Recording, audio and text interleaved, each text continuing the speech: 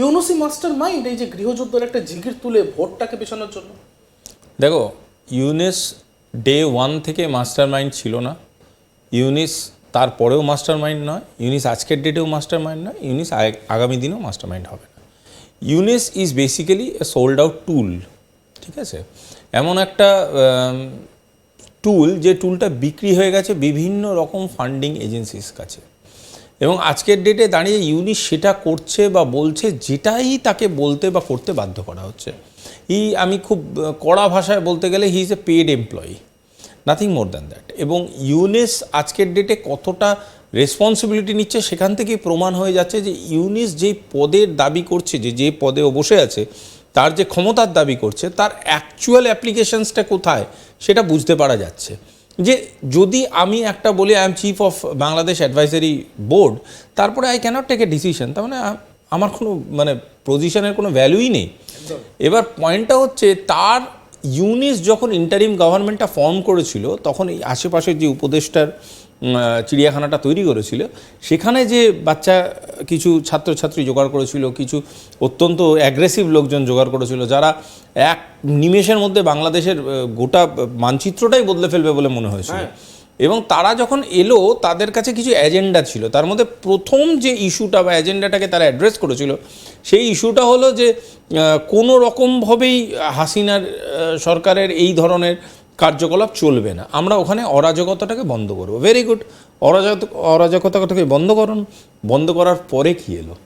বন্ধ করার অল্টারনেট কোথায় জানবে? একটা সবসময় জানবে ফরেন পলিসি বলে না, ডোমেস্টিক পলিসি মেকিংয়ে বা এমনি আমাদের ঘরেও অনেক মানুষজন আছে আশেপাশে, দেখতে পাবে, যারা হাজার একটা প্রবলেমকে সাইড করে, তাকে একটা সলিউশন দিতে বলো, যখন সে সেই সলিউশনটা দেওয়ার ক্ষমতা রাখে না, জানবে সে যে পদেই থাকুক, যে দায়িত্ব নিয়েই থাকুক, সে একেবারে একটা অপদার্থ। সে জানে না তার পদের কি কাজ, সে জানে না কিভাবে এক্সিকিউট করা সেটা প্রয়োজনীয়। আজকের ডেটে দাঁড়িয়ে বাংলাদেশের বড় বিপরীতমুখী যে কোনো লোককে বলো, জিজ্ঞেস করো যে বাংলাদেশ নিয়ে সে কনসার্ন কি কনসার্ন না, সবাই বলবে কনসার্ন। কেন জানো? কনসার্ন এ কারণে নয় যে হাসিনা ম্যাডাম আর চেয়ারে নেই, কনসার্ন এ কারণে নয় যে মোহাম্মদ ইউনুস পাওয়ারে আছে, তার থেকেও এক ধাপে এগিয়ে গিয়ে কনসার্ন এই কারণে যে এই সাধারণ মানুষগুলো, এরা কি ভুল করেছিল বলো তো? সত্যি কথা, এরা তো একটা সরকারকে সাথে নিয়ে চলতে চেয়েছিল, এরা তো একটা চেঞ্জ চেয়েছিল for the betterment of Bangladesh. আজকের ডেটে দাঁড়িয়ে এরা কি কুকুর ছাগলের মতো লাইফ কাটাচ্ছে? কালকে এদের ইকোনমিটা কোথায় গিয়ে দাঁড়াবে? এরা খাবে কি? Do mister Yunus has an answer to that? কোনো রকম কোনো উত্তর দিতে উনি পারবেন না, এবং উনি উত্তর দিতে পারবেন না বলেই উনি জানেনও না উনি আজকের ডেটে দাঁড়িয়ে উনি যে ঘটনাগুলো ঘটাচ্ছে, ওটা শুধুমাত্র আপেক্ষিক নয়, বাংলাদেশের গোটা ভবিষ্যৎটা ধ্বংস হয়ে যেতে পারে এর জন্য। হাহাকারের একটা দৃশ্য আপনি হয়তো দেখেছেন সুভাষিস বাবু, হাহাকারের একটা দৃশ্য।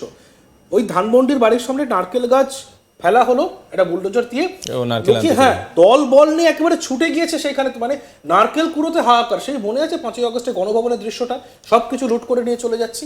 মানে এইভাবে উন্মত্ত করে দিয়ে একটা জিগির তুলে দিচ্ছেন শুধুমাত্র ভোট পিছাবার জন্য, শুধুমাত্র মানুষকে চোখে ঠুলি দিয়ে আটকে রাখার জন্য। কারণ ইউনুস, সত্যি কথা, উনিও যেরকমটা বললেন, হয়তো অপদার্থ, তার কারণ উনি নিজে তার দেশকে সামলাতে পারছে না। যে বিষয়টি নিয়ে আলোচনা করছিলাম সুভাষিস বাবু, বিএনপির সঙ্গেও কিন্তু আর সখ্যতা নেই ইউনুসের। দেখো, আমি এটা অনেক আগে কোনো এক সাক্ষাৎকারে বলেছিলাম, ইউনুস জবে থেকে পাওয়ারে এসছেন, বা ইউনুসের যে অ্যাডভাইজারি ইন্টারিম গভর্নমেন্ট জবে থেকে তাদেরকে দায়িত্ব দিয়েছে কোর্ট, তবে থেকে আজ পর্যন্ত তারা কোনো রকম ফিউচার প্রজেকশন নিয়ে পলিসি বানায়নি, কোনো রকম এমন স্টেটমেন্ট করেনি যেটা থেকে বোঝা যাবে যে বাংলাদেশ আগামী দিনে কি করতে চলেছে। হতে পারে তাদের ইন্টারনাল ম্যাটার, হতে পারে তাদের ন্যাশনাল সিকিউরিটি ম্যাটার, হতে পারে হোয়াটসোএভার উইল বি। দেখো, ইন্ডিয়াকে গালাগাল দিলে আর বাংলাদেশের ইতিহাসকে গালাগাল দিলে তো বাংলাদেশের পলিসি মেকিং শুরু হয়ে যায় না। বাংলাদেশের পলিসি মেকিং করতে গেলে বাংলাদেশের একটা স্ট্র্যাটেজিক্স নিয়ে ভাবা চিন্তা করার প্রয়োজনীয়তা আছে। তো এই যে মোহাম্মদ ইউনুস এই বারংবার যে শেডগুলো তৈরি করতে চাইছে, এটার থেকে একটা জিনিস খুব ক্লিয়ার, যে মোহাম্মদ ইউনুসের কাছে কোনো সলিউশন নেই, আজকের ডেটে দাঁড়িয়ে কোনো সলিউশন নেই। তুমি যে কথাটা এক্ষুনি বললে, মানে যেটা জানতে চাইলে আর কি, সে প্রশ্নটা হলো খুব সিম্পল, একটা উত্তর দিয়ে দেওয়া যায়। আজকে যারা উপদেষ্টা ছিল বা বাংলাদেশের যারা বিভিন্ন ছাত্র সমাজের থেকে এসেছিল অমুক তমুক, তাদের মধ্যে বহু লোক এখন নিজেরাই বাংলাদেশে নেই। তার কারণটা হচ্ছে তারা পিকচারটা ক্লিয়ারলি বুঝতে পারছে যে আমরা এটা হয়তো চাইনি। আজকে এই বিষয়টা নিয়ে আমরা আলোচনায় আসবো, একটু পরে আলোচনা আসবো, কিন্তু যে বিষয়টি যে হ্যাঁ যেটা নিয়ে আমরা আলোচনা করছিলাম, তো কোনো না কোনো ভাবে যখনই কোনো রাষ্ট্রে উচ্ছৃঙ্খলতা চলে আসে, বিশৃঙ্খল একটা পরিস্থিতি তৈরি হয়, যখন শাসকের কাছে কেউ দাবি করে, আন্তর্জাতিক সম্পর্কে আপনি অনেক দেশকে দেখেছেন, তখনই কিন্তু দেশের মধ্যে একটা বিদ্রোহ সৃষ্টি হয়, অথবা শাসক ইচ্ছে করে বিদ্রোহ তৈরি করে। দেখো, স্টেট স্পন্সার্ড কনফ্লিক্ট হয় না যে তা না, খুব ভালো মতনই হয়। আর কনফ্লিক্টের পিছনে সবসময় দুটো জিনিস খুব কমন, একটা হচ্ছে ফান্ডিং, দ্বিতীয় জিনিসটা হচ্ছে প্ল্যানিং।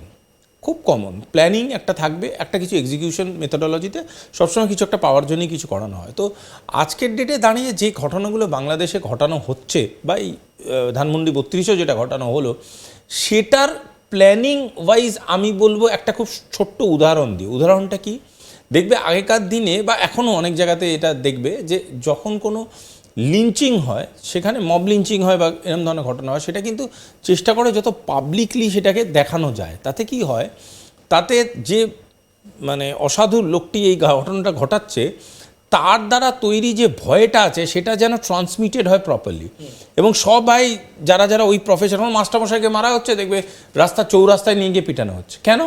যাতে প্রতিটা মানুষ যারা পড়াশুনোকে সাপোর্ট করে বা প্রতিটা মানুষ যারা শিক্ষা ব্যবস্থার সাথে যুক্ত, তাদের সবার মনে একটা ভয় ঢোকে। এই যে আজকের ডেটে দাঁড়িয়ে যেভাবে ধানমন্ডি 32-এর উপর আক্রমণ হলো এবং বাকি যা এমপিদের বাড়িতে আক্রমণ হচ্ছে, সব কিছু ঘটেছে, এই প্রতিটা ঘটনার পিছনে যে জিনিসটা ভীষণভাবে কাজে দিয়েছে সেটা হলো পাবলিসাইজিং the factor of violence.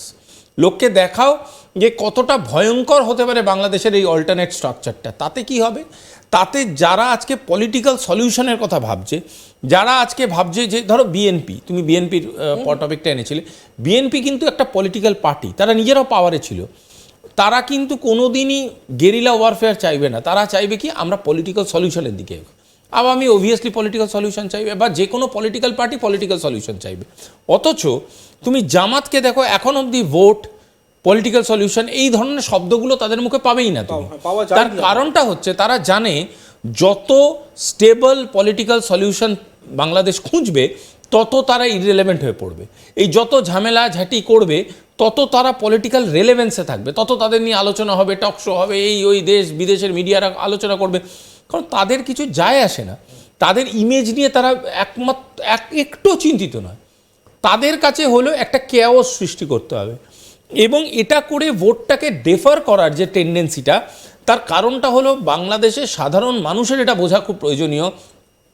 Vote যত ডেফার হবে তত বাংলাদেশ স্টেবিলিটি থেকে দূরে যাবে, যত স্টেবিলিটি থেকে দূরে যাবে তত বাংলাদেশ ইকোনমিক ক্রাইসিসের দিকে এগোবে, যত ইকোনমিক ক্রাইসিসের দিকে এগোবে তত আউটসাইড ওয়ার্ল্ডের প্রতি ডিপেন্ডেন্সি বাড়বে।